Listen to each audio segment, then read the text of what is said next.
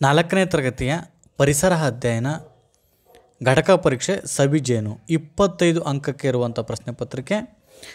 ಈ ಕೆಳಗಿನಗಳಲ್ಲಿ ಸರಿಯಾದ ಉತ್ತರವನ್ನು ಆಯ್ಕೆ ಮಾಡಿ ಅಂತಕ್ಕಂಥದ್ದು 5 ಅಂಕಕ್ಕೆ ಇರುವಂಥದ್ದು. ಫಸ್ಟ್ನೇ ಕ್ವಶನ್, ಜೇನುನೊಣಗಳು ತಮ್ಮ ಮನೆಯನ್ನು ಎಲ್ಲಿ ನಿರ್ಮಿಸ್ತವೆ ಅಂತಕ್ಕಂಥದ್ದು. ಅವು ಮರದ ಕೊಂಬೆಯಲ್ಲಿ ನಿರ್ಮಾಣವನ್ನು ಮಾಡ್ತವೆ. ಜೇನುನೊಣಗಳ ಮನೆಯ ಆಕಾರ ಯಾವ ರೀತಿ ಇರ್ತೈತೆ ಅಂದರೆ ಷಟ್ಕೋನ ಆಕಾರವಾಗಿರುವಂಥದ್ದು. ಜೇನುನೊಣಗಳು ಯಾವುದರಿಂದ ತುಪ್ಪವನ್ನು ತಯಾರಿಸ್ತವೆ? ಹೂವುಗಳ ಹತ್ರ ಹೋಗಿ ಆ ಮಕರಂದವನ್ನು ಏರಿ ಅದನ್ನು ತಂದು ಜೇನುತುಪ್ಪವಾಗಿ ಮಾಡ್ಕೊತವೆ.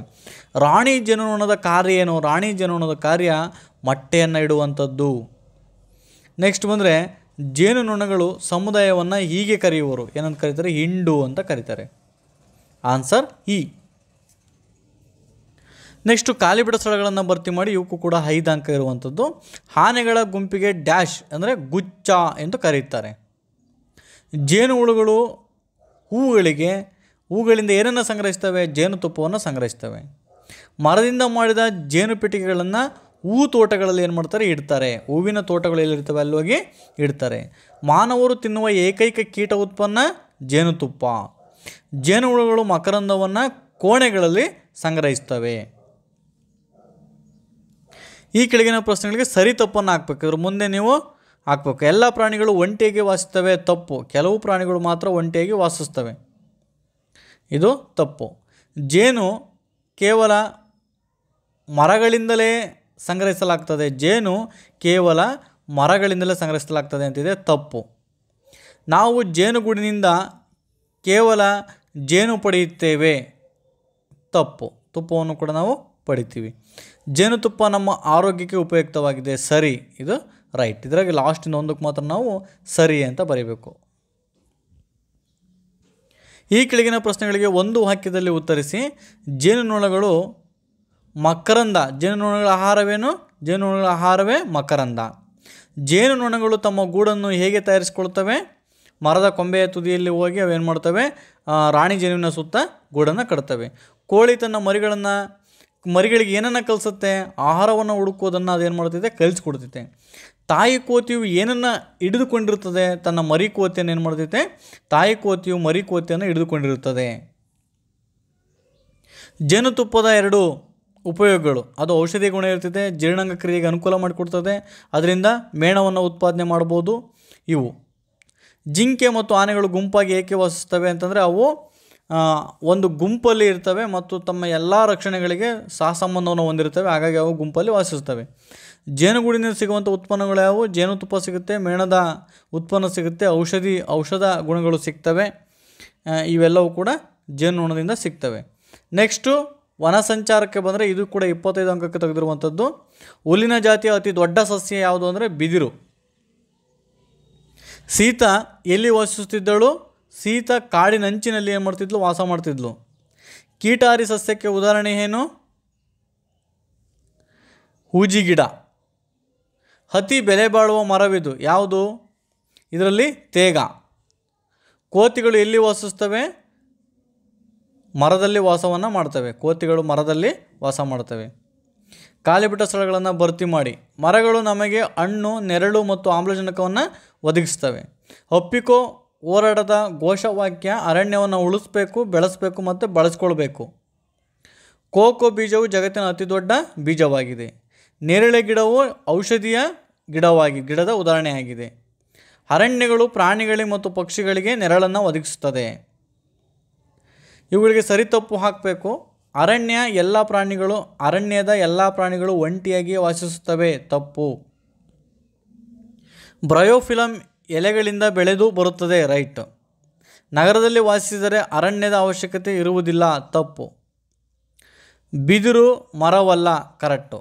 ಬಿದಿರು ಒಂದು ಹುಲ್ಲಿನ ಜಾತಿಯ ಸಸ್ಯ. ಇದು ರೈಟು. ಅರಣ್ಯದಲ್ಲಿ ಸಿಗುವ ಒಂದು ಹಣ್ಣು ನೇರಳೆ ಹಣ್ಣನ್ನು ಹಾಕ್ಬೋದು. ಮಾವಿನ ಹಣ್ಣು ಅರಣ್ಯದಲ್ಲಿ ಸಿಗುತ್ತೆ. ಗೇರು ಹಣ್ಣುಗಳು ಎಲ್ಲವೂ ಹಾಕ್ಬೋದು.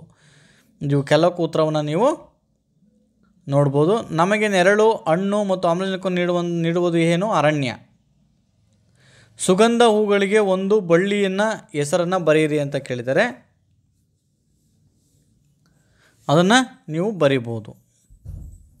ನಿಮ್ಮ ಶಾಲೆಯ ಬಳಿ ನೆಡಲಾದ 2 ಮರಗಳ ಹೆಸರನ್ನು ಬರೀರಿ ಅಂತ ತೇಗ, ಶ್ರೀಗಂಧ ಅಥವಾ ಬಾದಾಮಿ ಗಿಡ ಅಂತ ಏನು ಹೇಳ್ತೀವೋ ಅವುಗಳನ್ನು ಹೇಳ್ಬೋದು. ಅರಣ್ಯ ರಕ್ಷಣೆಗೆ ಸಂಬಂಧಿಸಿದಂತೆ 2 ಘೋಷವಾಕ್ಯಗಳು: ಅರಣ್ಯವನ್ನು ಉಳಿಸಿ ಬೆಳೆಸಿ, ಕಾಡಿದ್ದರೆ ನಾಡು, ಇವನ್ನೆಲ್ಲವನ್ನು ಬರೆಯುವಂಥದ್ದು. ಅರಣ್ಯದ 3 ಉಪಯೋಗಗಳು: ಪರಿಸರವನ್ನು ಸಮತೋಲನವಾಗಿಡುತ್ತದೆ, ಶುದ್ಧ ಗಾಳಿ ಸಿಗ್ತದೆ, ಮಳೆಯನ್ನು ಹೆಚ್ಚಿನ ಪ್ರಮಾಣದಲ್ಲಿ ತರುತ್ತದೆ, ಮಣ್ಣಿನ ಸವಕಳಿಯನ್ನು ತಡೆಯುತ್ತದೆ. ನೆಕ್ಸ್ಟು ಸಸ್ಯಾಧಾರ ಬೇರು, ಇದು ಕೂಡ 25 ಅಂಕಕ್ಕೆ ಇರುವಂಥದ್ದು. ಸಸ್ಯಗಳ ಬೇರು ಎಲ್ಲಿ ಬೆಳೀತಿದೆ? ವೆರಿ ಗುಡ್, ಭೂಮಿಯ ಕೆಳಗಡೆ ಬೆಳೆಯುವಂಥದ್ದು. ಔಷಧ ಮತ್ತು ಅಡಿಗೆಗಾಗಿ ಬಳಸಲ್ಪಡುವ ಬೇರು ಯಾವುದು? ಇದು ಅರಿಶಿಣ ಅಂತ ನಾವು ಬರ್ತಿದೆ. ಶುಂಠಿನೂ ಹಾಕ್ಬೋದು, ಎರಡನ್ನೂ ಹಾಕ್ಬೋದು, ಆದರೆ ಅರಿಶಿಣ ಅಂತ ಹಾಕಬೇಕಿಲ್ಲಿ. ಸಸ್ಯಗಳು ಬೆಳೆಯಲು ಈ ಕೆಳಗಿನ ಯಾವುದು ಅತ್ಯವಶ್ಯಕ? ಬೇರು ಅತ್ಯವಶ್ಯಕ. ಗಜ್ಜರಿ, ಬೀಟ್ರೋಟ್, ಈರುಳ್ಳಿ, ಬೆಳ್ಳುಳ್ಳಿ ಇವುಗಳು ಸಸ್ಯದ ಈ ಭಾಗವಾಗಿದೆ, ಬೇರಿನ ಭಾಗ.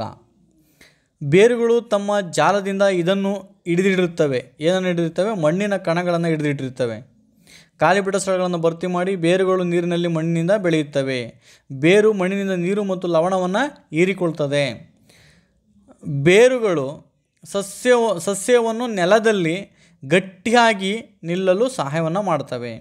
ಕೆಲವು ಬೇರುಗಳು ಡ್ಯಾಶ್ ಆಗಿ ಕವಲು ಬೇರುಗಳಾಗಿ ರೂಪಾಂತರಗೊಂಡಿವೆ. ಡ್ಯಾಶ್ ಅಶ್ವಗಂಧ ಎಂಬುದು ಒಂದು ಔಷಧಿಗೆ ಬಳಸುವಂತಹ ಬೇರು. ನೆಕ್ಸ್ಟ್ ಸರಿ ತಪ್ಪನ್ನು ಹಾಕಬೇಕು. ಬೇರುಗಳು ಸಸ್ಯವನ್ನು ನಿಲ್ಲಲು ಸಹಾಯ ಮಾಡುತ್ತವೆ, ಹೌದು ತಾನೆ? ರೈಟ್. ಕ್ಯಾರೆಟ್ ಒಂದು ಬೇರು ತರಕಾರಿ ಆಗಿದೆ, ರೈಟು. ಬೇರುಗಳು ನೀರನ್ನು ಪೋಷಿಸುವುದಿಲ್ಲ, ಹೌದು, ಬೇರುಗಳು ನೀರನ್ನು ಪೋಷಿಸುವುದಿಲ್ಲ, ರೈಟು. ಬೇರುಗಳು ಮಣ್ಣಿನ ಮೇಲೆ ಬೆಳೆಯುತ್ತವೆ, ತಪ್ಪು. ಬೇರುಗಳು ಮಣ್ಣಿನ ಕೆಳಗೆ ಬೆಳೆಯುತ್ತವೆ. ಅಶ್ವಗಂಧ ಆಹಾರವಾಗಿ ಬಳಸುವ ಬೇರು ಆಗಿದೆ, ರೈಟು.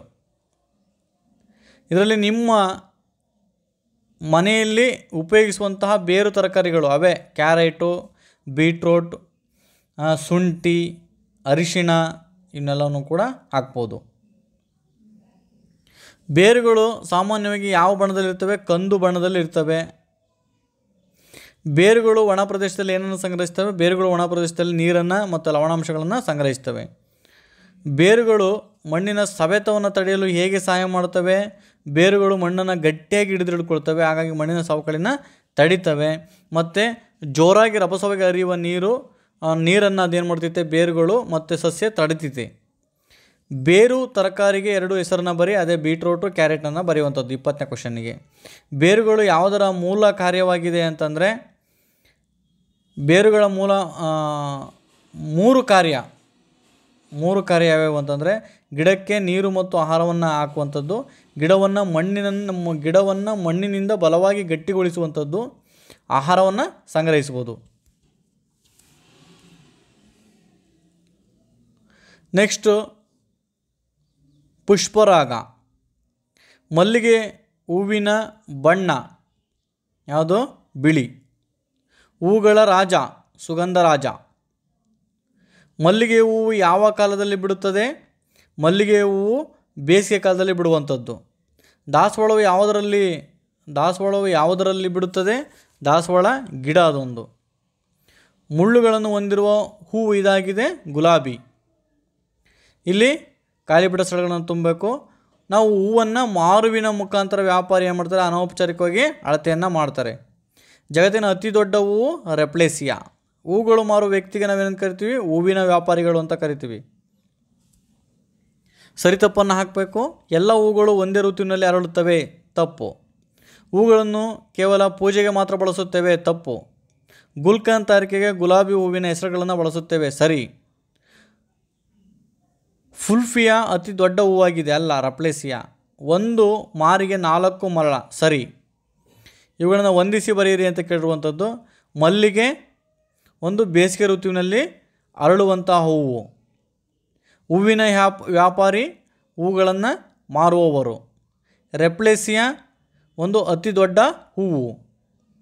ಮಾರು ಒಂದು ಅನೌಪಚಾರಿಕ ಅಳತೆಗೋಲು. ಉಳಿದಿರುವಂಥದ್ದು ಸೇವಂತಿಗೆ, ಚಳಿಗಾಲದಲ್ಲಿ ಅರಳುವಂತಹ ಹೂವು. ಹೂವಿನ ದೈನಂದಿನ ಉಪಯೋಗಗಳನ್ನು ಬರೆಯುವಂಥದ್ದು: ದೇವಸ್ಥಾನದ ಪೂಜೆಗೆ, ಬೈಕ್ಗಳನ್ನು ಅಲಂಕಾರ ಮಾಡಲಿಕ್ಕೆ, ವಾಹನಗಳನ್ನು ಅಲಂಕಾರ ಮಾಡಲಿಕ್ಕೆ, ಮತ್ತು ಕೆಲವೊಂದು ಔಷಧಗಳನ್ನು ತಯಾರು ಮಾಡಲಿಕ್ಕೆ ಹೂಗಳನ್ನು ಬಳಸ್ತಾರೆ. ನೆಕ್ಸ್ಟು ಮಾಲೆ ಮಾಡಲು ಬಳಸುವ 2 ಹೂವುಗಳು ಅಂದರೆ ಮಲ್ಲಿಗೆ ಹೂವನ್ನು ಹಾಕುವಂಥದ್ದು, ಆಮೇಲೆ ಸಂಪಿಗೆ ಹೂವನ್ನು ಹಾಕುವಂಥದ್ದು. ನಿನಗಿಷ್ಟವಾದ ಒಂದು ಹೂವಿನ ಚಿತ್ರವನ್ನು ಬಿಡಿಸ್ಬೇಕು. ಗುಲಾಬಿ ಹೂವು ಅಥವಾ ಯಾವುದೋ ಒಂದು ಹೂವಿನ ಚಿತ್ರವನ್ನು ಬಿಡಿಸ್ಬಿಟ್ಟು ಅದಕ್ಕೆ ಬಣ್ಣವನ್ನು ಹಾಕುವಂಥದ್ದು. ಇಷ್ಟು 5 ಪಾಠಗಳ ಘಟಕ ಪರೀಕ್ಷೆ ಅಂತ ಹೇಳ್ತಾ thank you for watching video.